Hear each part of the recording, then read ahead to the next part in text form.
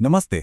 आज की इस खास चर्चा में हम डिकोड करने वाले हैं स्टार्टअप की दुनिया की उस भाषा को जो अक्सर बाउंसर की तरह हमारे सिर के ऊपर से निकल जाती है। शार्क टैंक इंडिया जैसे शोज में एंटरप्रेन्योर्स जब बड़े बड़े आइडियाज लेकर आते हैं तो उनका विजन तो कमाल का होता है, लेकिन वो जो टेक्निकल भाषा इस्तेमाल करते हैं वो किसी विदेशी भाषा से कम नहीं लगती। आज का ये पूरा विश्लेषण स्टार्टअप साक्षरता का एक अल्टीमेट क्रैश कोर्स होने वाला है। तो चलिए बिना किसी देरी के इस दिलचस्प दुनिया में गोता लगाते हैं। देखिए, जब पिच मीटिंग्स चल रही हो या सफलता की बड़ी बड़ी कहानियां सुनाई जा रही हो और अचानक से भारी भरकम बिजनेस के शब्द उछाले जाएं, तो कंफ्यूजन होना तो तय है। ये बहुत ही नॉर्मल सी बात है। इन शोज में जो उत्साह और एनर्जी दिखती है वो वाकई बेमिसाल है। लेकिन जब बात बर्न रेट या वैल्यूएशन जैसे शब्दों की आती है तो कई बार ऐसा लगता है कि हम मुख्य कहानी से ही भटक गए हैं। आज की हमारी इस चर्चा का मुख्य लक्ष्य इसी उलझन को हमेशा के लिए दूर करना है। सोर्स मटेरियल की एक लाइन मुझे व्यक्तिगत रूप से बहुत पसंद आई। क्या ये सारे उत्साह, आइडियाज, समाधानों और सपनों के साथ रोमांचक और प्रेरणादायक नहीं लगता? बिल्कुल लगता है। एक नए बिजनेस आइडिया को दुनिया के सामने पेश करने का रोमांच एक अलग ही लेवल का होता है। और इसी जुनून के साथ आज हम इन सभी भारी शब्दों को एकदम सरल और बोलचाल की भाषा में डिकोड करेंगे। आज की इस चर्चा का हमारा रोडमैप कुछ इस तरह दिखने वाला है। हम एक स्टार्टअप की पूरी जीवनचर्या को 4 मुख्य हिस्सों में बांटने वाले हैं। Startup funding basics, business strategy और ग्रोथ, मार्केटिंग और सेल्स में महारत और अंत में अल्टीमेट एग्जिट स्ट्रैटेजी। तो चलिए बिल्कुल शुरुआत से शुरू करते हैं, पहले चरण के साथ स्टार्टअप फंडिंग बेसिक्स। पैसे जुटाने की कहानी अक्सर शुरू होती है बूटस्ट्रैपिंग से। इसका सीधा सा मतलब है किसी बाहरी से पैसा न लेकर अपने खुद की निजी बचत को बिजनेस में लगाना। इसके बाद आता है सीड फंडिंग। यह बिजनेस को शुरुआती किकस्टार्ट देने वाली पूंजी होती है, ठीक वैसे ही जैसे किसी पौधे को उगाने के लिए बीज बोना। और फिर जब कंपनी को बहुत बड़े पैमाने पर फैलना होता है तब वो सीरीज ए, बी और सी जैसे बड़े ग्रोथ स्टेज निवेश की ओर रुख करती है।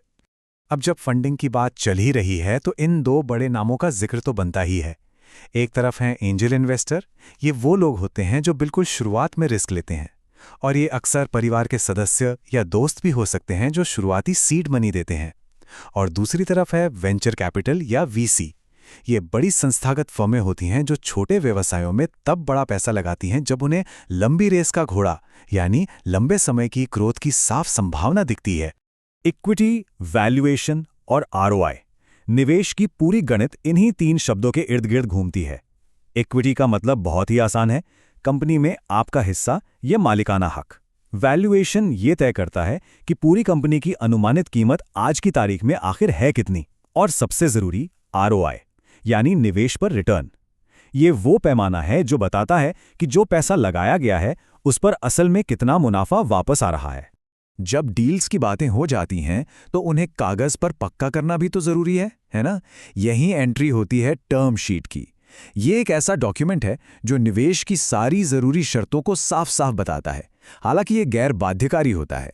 और हाँ, अगर कोई फाउंडर अपनी कंपनी की इक्विटी या हिस्सा नहीं देना चाहता तो वो डेब्ट फाइनेंसिंग का रास्ता भी चुन सकता है, जिसका सीधा मतलब है बैंकों या वित्तीय संस्थानों से कर्ज या लोन लेकर पूंजी जुटाना। फंडिंग का पैसा तो आ गया, अब बढ़ते हैं हमारे दूसरे चरण पर, बिजनेस स्ट्रैटेजी और ग्रोथ। किसी भी सफल बिजनेस का असली मंत्र इन 2 शब्दों में छिपा है, सीएसी और एलटीवी। सीएसी यानी कस्टमर एक्विजिशन कॉस्ट, जिसका मतलब है कि एक नया ग्राहक लाने में आपकी जेब से कुल कितना खर्च हुआ। और एलटीवी यानी लाइफ टाइम वैल्यू, जिसका मतलब है कि वो ग्राहक अपने पूरे जीवन काल में कंपनी को कितनी कमाई कराएगा। एकदम सिंपल सा लॉजिक है। मुनाफा तभी होगा जब ग्राहक की लाइफ टाइम वैल्यू उसे प्राप्त करने की लागत यानी सीएसी से काफी ज्यादा हो। स्टार्टअप्स के मामले में समय बहुत कीमती होता है और यहीं एक खतरनाक शब्द आता है, बर्न रेट। मान लीजिए एक गाड़ी चल रही है लेकिन अभी मुनाफा नहीं हो रहा, तो बैंक में रखा फंडिंग का पैसा कितनी तेजी से खत्म हो रहा है या जल रहा है, उसे बर्न रेट कहते हैं। अगर बर्न रेट बहुत ज्यादा है तो जाहिर सी बात है मंजिल तक पहुंचने से पहले ही कंपनी का ईंधन खत्म हो सकता है। लेकिन सोचिए, अगर मूल योजना काम ना करे तो? असल में स्टार्टअप की दुनिया में जो चीज सबसे ज्यादा काम आती है वो है बिजनेस पिवट।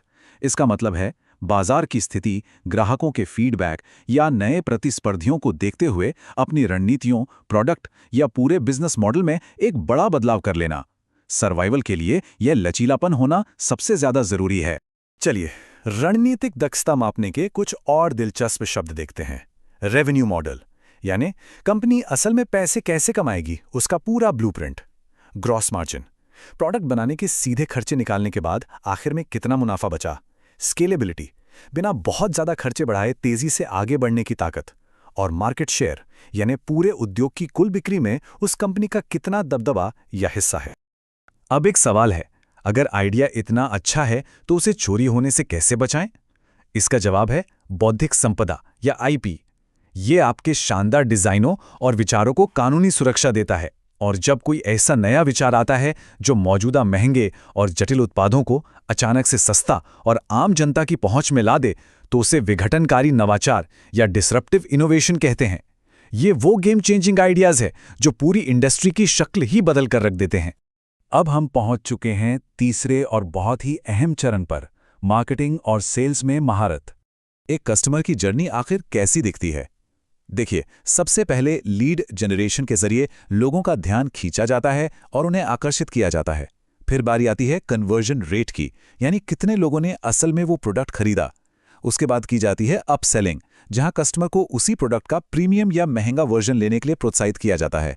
और सबसे लास्ट में आता है चर्न रेट से बचना, यानी जो कस्टमर एक बार आ गए उन्हें खुश रखना ताकि वो छोड़कर ना जाएं।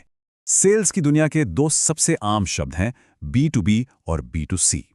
B2B यानी बिजनेस टू बिजनेस, जब एक कंपनी दूसरी कंपनी को अपना माल या सेवाएं बेचती है, और दूसरी तरफ है B2C यानी बिजनेस टू कंज्यूमर, जब सामान सीधे आम जनता तक यानी अंतिम उपभोक्ता तक पहुंचता है। इन दोनों के लिए मार्केटिंग की रणनीतियां एकदम अलग अलग होती हैं, इसलिए इस फर्क को समझना बहुत जरूरी है। एक बहुत ही शानदार कॉन्सेप्ट है MVP यानी मिनिमम वायबल प्रोडक्ट। मान लीजिए, एक पूरी तरह से तैयार महंगी गाड़ी बनाने के बजाय पहले सिर्फ एक स्केटबोर्ड बनाकर चेक करना कि लोगों को इसकी जरूरत है भी या नहीं। ये किसी भी प्रोडक्ट का सबसे बेसिक वर्जन होता है, जिसमें सिर्फ उतने ही जरूरी फीचर्स होते हैं जिनसे शुरुआती ग्राहक इसका इस्तेमाल कर सकें। इससे एक बात पक्की हो जाती है कि बाजार में मांग है या नहीं, जिससे ढेर सारा समय और पैसा बच जाता है। चलिए, इस सेल्स वाले हिस्से को समेटते हैं। सबसे पहले आता है प्रोडक्ट मार्केट फिट, वो जादुई स्थिति जहां कोई प्रोडक्ट बाजार की जरूरत के साथ एकदम सटीक बैठ जाए और लोग उसे धड़ल्ले से खरीदें। इसके साथ ही बनती है ब्रांड एक्विटी, जो असल में ग्राहकों का भरोसा और उस ब्रांड की वैल्यू है। और इन सबको मिलाकर तैयार होती है एक जबरदस्त एलिवेटर पिच, वो चंद सेकंड की तेज और असरदार बातचीत जो किसी भी निवेशक का दिल जीत ले और उसे पैसा लगाने पर मजबूर कर दे। और अब हम आ पहुंचे हैं स्टार्टअप जीवनचर्या के सबसे आखिरी और शायद सबसे आकर्षक चरण पर, अल्टीमेट एग्जिट स्ट्रैटेजी। देखिए, हर बेहतरीन निवेश की एक शुरुआत होती है, तो उसका एक तय अंत भी होता है। एग्जिट स्ट्रैटेजी उसी अंत की प्लानिंग है। ये एक ऐसी सोची समझी योजना है जिसके तहत सही समय आने पर एक निवेशक या फाउंडर अपने हिस्से की संपत्ति को कैश में बदलता है और एक भारी मुनाफे के साथ बिजनेस से बाहर निकल जाता है। सच कहा जाए तो यही किसी भी स्टार्टअप की सफलता की सबसे बड़ी निशानी मानी जाती है। आज की इस चर्चा में हमने बूटस्ट्रैपिंग से लेकर एग्जिट तक के पूरे सफर को डिकोड किया है। अब सोचने वाली बात यह है कि आज हमने जिन गेम चेंजिंग शब्दों पर बात की है, उनमें से कौन सा कॉन्सेप्ट अगला बड़ा क्रांतिकारी बिजनेस आइडिया की नींव रखेगा। इन शब्दों को सिर्फ याद मत रखिएगा, बल्कि सोचिएगा कि ये कैसे भविष्य के व्यवसायों को आकार दे सकते हैं। तो सोचिए, क्या पता अगला बड़ा रेवोल्यूशन इन्हीं में से किसी एक से शुरू हो।